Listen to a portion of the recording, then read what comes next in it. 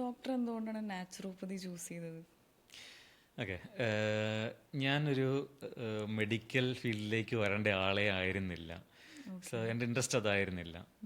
പക്ഷേ എൻ്റെ എക്സ്പീരിയൻസ്, എൻ്റെ ഫാമിലി എക്സ്പീരിയൻസിൽ രണ്ട് മൂന്ന് എക്സ്പീരിയൻസസ് ഉണ്ട് നാച്ചുറോപ്പതി റിലേറ്റഡ് ആയിട്ടുള്ളത്.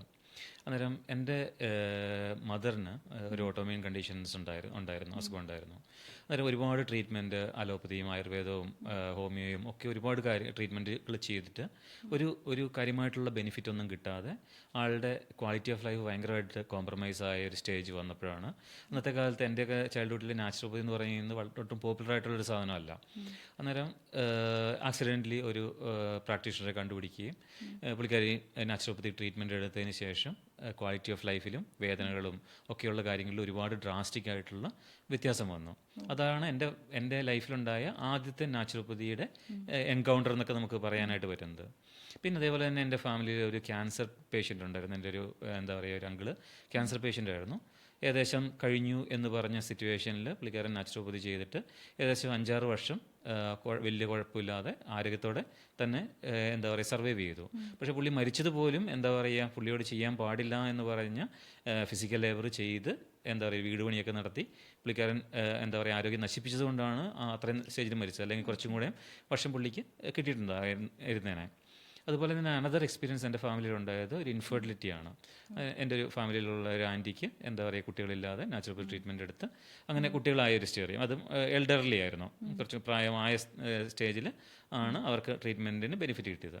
അന്നേരം ഇങ്ങനെയൊക്കെയുള്ള സ്റ്റോറീസ് അല്ലെങ്കിൽ ഒരു നാച്ചുറോപ്പതി റിലേറ്റഡ് ആയിട്ടുള്ള ഈ എന്താ പറയുക ഗുഡ് എക്സ്പീരിയൻസ് എൻ്റെ ഫാമിലിയിലുണ്ടായിരുന്നു. പക്ഷേ എങ്കിലും ഞാനൊരിക്കലും എന്താ പറയുക മെഡിക്കൽ ഫീൽഡിലേക്ക് വരാനായിട്ട് ആഗ്രഹിച്ചൊരു വ്യക്തിയല്ല. പക്ഷേ എന്താ പറയുക ഈ 10ാം ക്ലാസ്സും പ്ലസ് ടു ഒക്കെ കഴിഞ്ഞ് കഴിഞ്ഞപ്പോഴത്തേക്കുള്ള കുറേ കൺഫ്യൂഷൻ്റെ ഭാഗമായിട്ട് ബാക്കി എല്ലാ ഫീൽഡും കയ്യിൽ നിന്ന് പോയി കഴിഞ്ഞപ്പം എനിക്ക് അവസാനം മിച്ചമുണ്ടായിരുന്നു, ഓക്കെ ഇങ്ങനൊരു കോഴ്സ് ഉണ്ട് എന്നൊക്കെയായിരുന്നു. സോ അവസാനം ഞാൻ ജോയിൻ ചെയ്തു. എഗെയിൻ ഞാൻ ഇനിഷ്യൽ ഡേയ്സ് ഓഫ് പ്രാക്ടീസ് ആണെങ്കിലും അതെ, എനിക്ക് കോളേജിൽ പഠിക്കുന്ന സമയത്താണെങ്കിലും അതെ, എനിക്ക് ബോറിംഗ് ആയിരുന്നു. എനിക്ക് വലിയൊരു ത്രില്ലിംഗ് ആയിട്ട് തോന്നിയിട്ടില്ല. പക്ഷേ അതിനുശേഷം എന്താ പറയുക ഞാൻ ഇതേക്കുറിച്ച് കൂടുതലായിട്ട് പഠിക്കാനായിട്ട് തുടങ്ങി. എസ്പെഷ്യലി ഇൻ്റർനാഷണൽ ലെവലിലേക്ക് ഞാൻ പ്രാക്ടീസ് ചെയ്യാനായിട്ട് പോയി കഴിഞ്ഞപ്പോഴത്തേക്കും പല ഇൻ്റർനാഷണൽ ടെക്സ്റ്റ് ബുക്കുകളും പ്രാക്ടീഷണേഴ്സിനെയും ഒക്കെ കണ്ടു കഴിഞ്ഞ് അവരുമായിട്ടുള്ളൊരു എക്സ്പീരിയൻസ് ഒക്കെ വന്നു കഴിഞ്ഞപ്പോഴത്തേക്കും ശരിക്കും ഇതിൻ്റെ ഒരു സയൻസ്, അതായത് നാച്ചുറോപ്പതി എപ്പോഴും വർക്ക് ചെയ്യുന്നത് ഫിസിയോളജിയും ബയോകെമിസ്ട്രി ആയിട്ടാണ്. Modern medicine may be I would say like more of pathology ആയിരിക്കും.